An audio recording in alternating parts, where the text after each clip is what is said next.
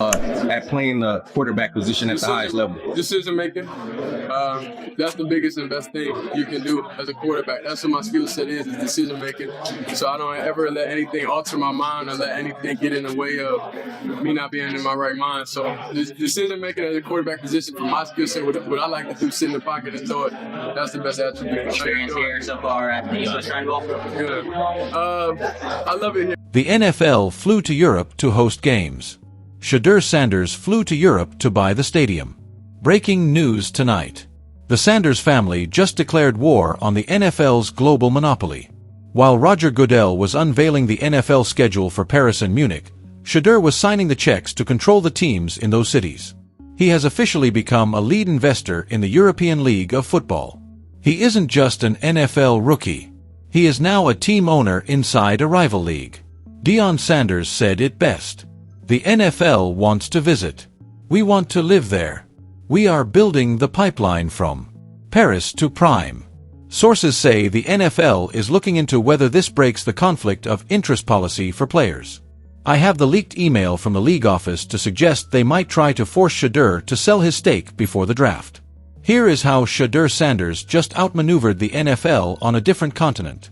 I like that I'm able to get in the forefront of everything and they're able to understand me and ask me whatever question they want. I'm not ducking, I ain't hiding, I'm right here live in the flesh, able to answer whatever questions is out there.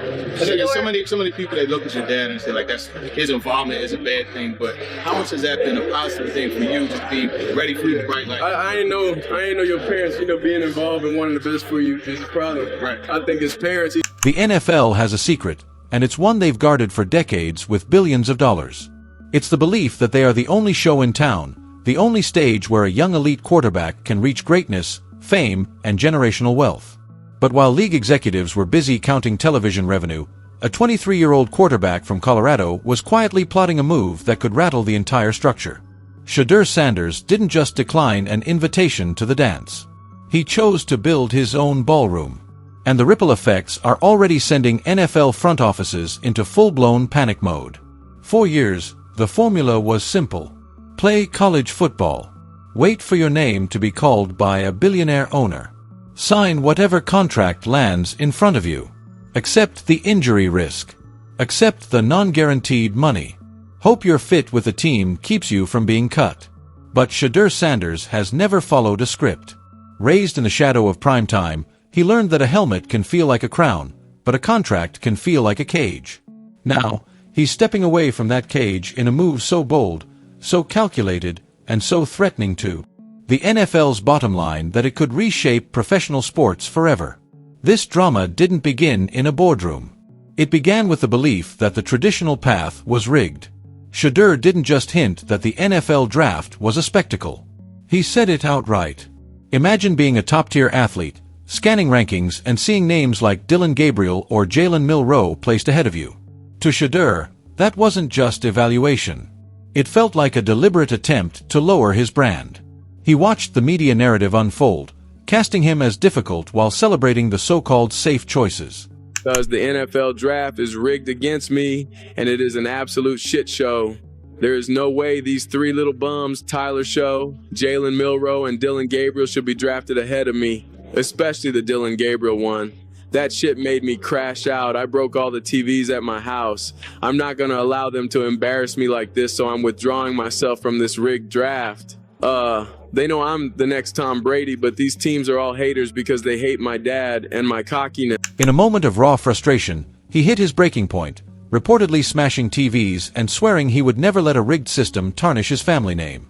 He wasn't just furious. He was recognizing that once you play by someone else's rules, you've already lost. This so-called narrative wasn't about ego.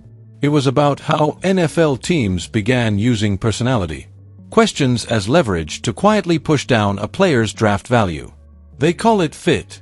They mention the inner circle, but what they really mean is they can't control the Sanders family. When a franchise drafts a player, they expect an employee.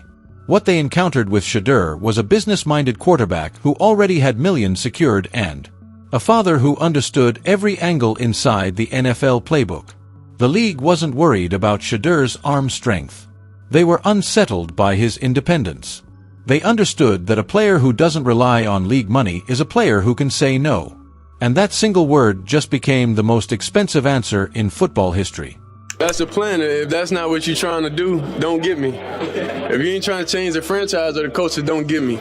So you should know history repeats itself over and over and over. And I've done it over and over and over. So it should be no question why NFL franchise. So where do you turn when you're too big for college and too calculated for the NFL draft? You look across the Atlantic. The European League of Football was long labeled a resting place for faded talent or a development stage for locals.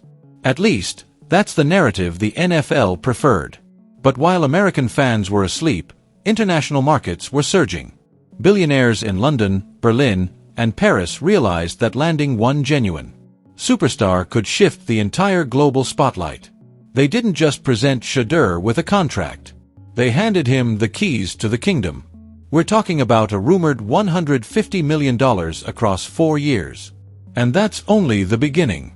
The real shock is the equity stake. Let that sink in. In the NFL, you're a number on a balance sheet. In Europe, Shedeur holds a reported 2% ownership of the entire league. He isn't chasing a paycheck. He's boosting the value of his own asset. If a jersey sells, he profits. If a new television deal launches in Germany, he benefits. This isn't simply a career decision. It's a power move aimed straight at the quarterback market and the NFL's monopoly. It's a fit discussion. It's whether or not teams are just comfortable with everything that comes along with Shedeur in terms of who he is as a person, all the people that are surrounding him in terms of his inner circle, and whether or not teams deem that to be something that they're comfortable with. Right or wrong, that's the only conclusion you can really come to at this point. Because, look, obviously it's a subjective argument as to what his... It's built on the belief that there is no other option. Shedeur just showed that if your talent is undeniable, you can manufacture your own option. And that has NFL owners quietly sweating behind closed doors. The reported structure of this European agreement is enough to leave any NFL agent stunned. In the NFL, guaranteed money often comes with fine print.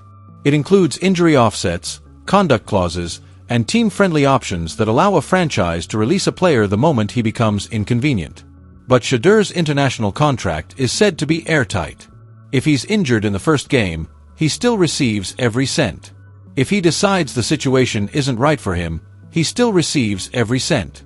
Yeah, see, I think at this point in time, this really isn't a football discussion any longer. This is a personal discussion. This is about it's a fit discussion. It's whether or not teams are just comfortable with everything that comes along with Shedeur in terms of who he is as a person, all the people that are surrounding him in terms of his inner circle, and whether or not teams deem that to be something that they're comfortable with. Right or wrong, that's the only conclusion you can really... But the detail that has the NFL truly scrambling is the return clause. Shedeur has reportedly negotiated a window allowing him to compete in Europe for 2 years, collect fully guaranteed millions, expand his global brand, and then re-enter the U.S. market as an unrestricted free agent. That's the league's worst-case scenario. Normally, a franchise controls a player's rights for 4 to 5 seasons through the rookie wage scale and the franchise tag. Shedeur appears to have identified a path that sidesteps the traditional rookie structure entirely. He's essentially signaling to the NFL, "I'll check back in 2 years, but you'll compensate me like a seasoned veteran when I return." He's bypassing the entry-level phase of his career and accelerating directly into the leverage phase. It's the kind of bargaining power number 23-year-old has ever commanded in this sport. And it stems from his willingness to look at the most dominant league in professional football and suggest it wasn't the only path forward for him. Highs and the lows throughout your dad's career. How has your upbringing allowed you to kind of have a thermostat throughout this process and just be level-headed? And I mean, I have highs and lows myself, you know, even being in Jackson State and being in Colorado, so I understand how to handle any pressure, any adversity, and I'm built for this. Shedeur, you mentioned earlier how just your dad's involvement is actually a positive thing, right? Yeah. So I guess growing up, what are some of the things he did that helped you step into your own kind of authentic? To your point, Lou, it suddenly feels like all 32 teams are paying attention. As I watched the third round last night, I scanned every quarterback room, every depth chart, every possible opening for a backup or a starter. And now the critics are out in full force. You've seen the reactions. They label him arrogant. They claim he's afraid of real competition and argue he's sacrificing a Hall of Fame future for a European escape. But that crowd is missing the bigger picture. The level of competition in Europe is evolving fast, with former NFL coaches and first-round talent crossing over every single season. And more importantly, Shedeur has already shown he can compete at the highest level. He's demonstrated the pocket awareness, the decision-making, and the arm talent needed to thrive. It's them just understanding and understand my personality, being able to see it. They see media, they see cameras, they see everything, and not everybody has the best and greatest intentions to represent me well. So I just came here and to represent the game, to bring attention to the game, and to meet people so they can understand. What do you know you can bring? A lot of wins. What about working out at the combine or pro day? I guess you're not working out. I'm not sure. That's what has many calling him a Pro Bowl caliber rookie, at least among those who truly study the game. This isn't just about talent. It's about his refusal to be treated like replaceable equipment. The cultural ripple effect of this decision is where it becomes truly intriguing. For decades, the NFL has functioned as a closed system. Now Shedeur may be pushing open a door that cannot easily be closed. Picture an elite running back in the NFL, a position the league has steadily devalued and undercompensated over the past 5 years.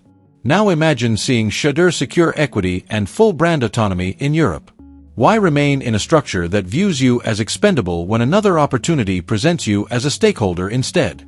The Sanders family didn't just make a move for Shedeur, they made a statement for every player who feels boxed in by the current system. They're signaling that the product on the field can hold more leverage than the machine behind the curtain.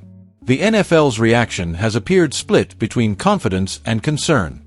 Publicly, the league minimizes the headlines. Privately, there are reports of internal discussions about rookie contract structures. They understand that if Shedeur succeeds, others could explore similar paths. The fear isn't noise, it's the possibility that elite American talent could disperse globally instead of remaining centralized. The monopoly narrative starts to show stress when a player once labeled too much proves difficult to control. Sometimes, too much simply means unwilling to be managed. As this situation develops, it raises a broader question.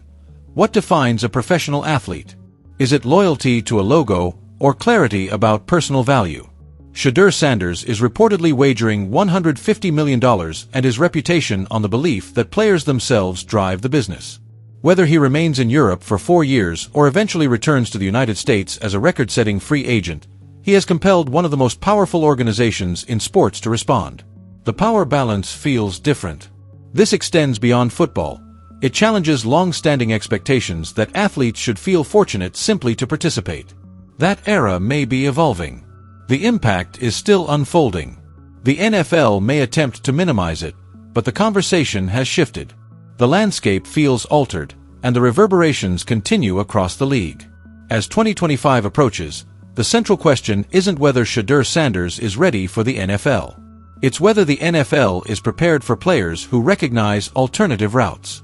The European experiment is beginning, and if it succeeds, it could influence how careers are shaped moving forward. History often starts with one calculated decision. Of course, the path won't be simple.